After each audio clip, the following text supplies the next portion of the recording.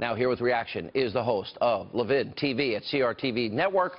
I call him the Great One, Mark Levin. My friend, all these analogies, Watergate, Saturday Night Massacre, whiff of fascism, the tinfoil hat conspiracy theories being spun, Russia, no evidence of Russia, Mark. One, tell us why this was necessary from your legal perspective.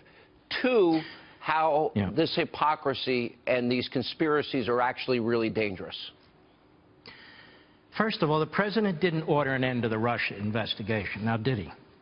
Now, we have a lot of legal and historical illiterates posing as TV hosts and commentators like Jeffrey Toobin, among others. Let me be very specific. Richard Nixon, during Watergate, ordered the Attorney General to fire the special prosecutor. He refused. Then he ordered the Deputy Attorney General to fire the special prosecutor, and he refused. Here, the Deputy Attorney General writes a memorandum urging the Attorney General and the President to fire the FBI Director. The Attorney General attaches it to a letter, endorses it, and the President of the United States fires him. It has nothing to do with Watergate, but of course the media and the Democrats, one and the same, wanted to deal with Watergate. The President did not order in any respect an end to the Russian investigation. But I have a couple questions, if I might, for Chuck Schumer, who is the leading demagogue in all this. Tell me something, Mr. Schumer. Can you name a single Russian, just one, who colluded with Donald Trump in his campaign? Just give us one. One. You got intelligence committees who've been investigating. You've had this interminable federal investigation that's gone on. Let's have it. Now, I have another question for Mr. Schumer. You like these independent special prosecutors. Sean, have you noticed they all use the same phrases? We can't trust the Justice Department to investigate. They can't even name the FBI agents who are involved in this investigation. I'm sure they are career agents that'll do their job regardless of who the FBI director is. But Mr. Schumer likes these independent special prosecutors. Let me ask you something, sir. Do you support an independent special prosecutor for Hillary Clinton and her multiple violations of the Espionage Act? Do you support an independent special prosecutor for the Obama administration's surveillance and unmasking of Trump transition team members and God knows who else? The Israeli ambassador was surveilled. The Prime Minister of Israel was surveilled. Members of Congress were surveilled. Jewish leaders and Jewish groups were surveilled. How about an independent investigation of that? Got another one, Mr. Schumer. How about an independent special prosecutor to investigate this whole seedy Iranian deal with the secret deals, the ransom payments, the release of terrorists that we find out after the fact?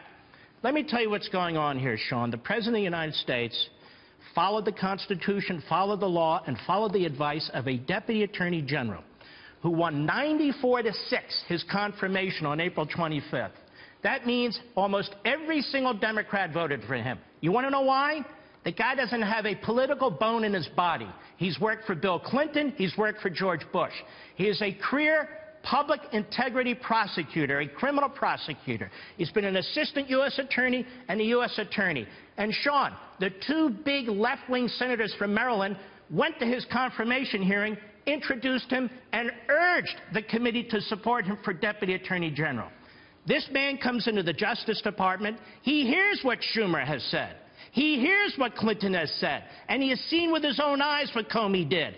Then he watches Comey's testimony the week before, last week, in which Comey doubles down on his outrageous behavior. And what happens?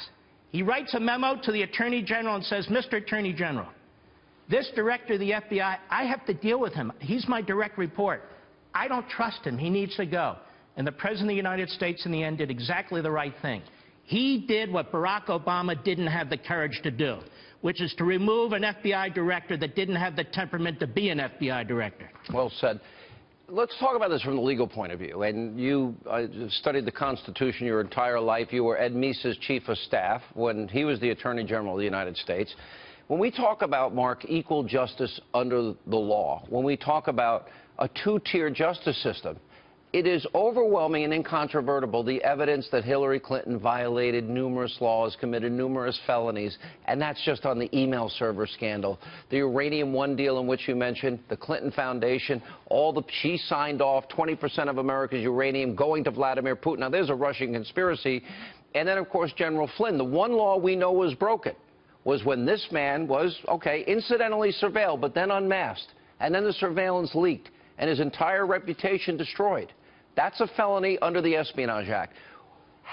For the average person that is maybe hearing some of these tinfoil hat conspiracy theorists, what does it mean to this country if we have a two-tier justice system and we don't have equal justice under the law? Well, the people of this country need to understand what the President of the United States did was take the advice of a career prosecutor who was confirmed 94-6 by the United States Senate and backed by almost every Democrat. And that career prosecutor, as opposed to Chuck Schumer, who is a career political hack demagogue, that career prosecutor looked at this case, and I might add, James Comey is under investigation by the Inspector General of the Department of Justice, too. That career prosecutor, who's now the Deputy Attorney General, nonpartisan, non-political, looked at what Comey had done. He got in there April 25th. And by the way, I find it fascinating that Democrats say, why did he act now?